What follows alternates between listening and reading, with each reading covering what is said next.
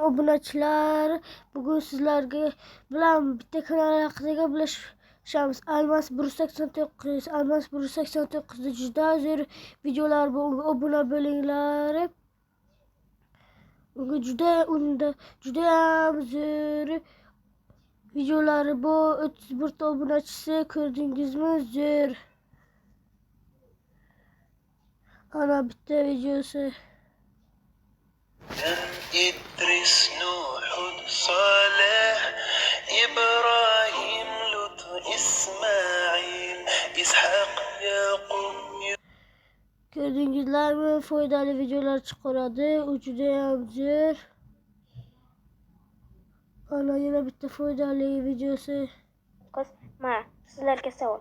Sizlar mana shunaqa italyancha memlarni ko'rganmisizlar? Meni o'ylashim bo'yicha siz bularni 100% ko'rgansizlar. Eshitib ko'ringlar. Xullas shu kazolar. Unga Almas 189 ga obuna bo'lib qo'llab-quvvatlanglar. Xayr, salomat bo'ling.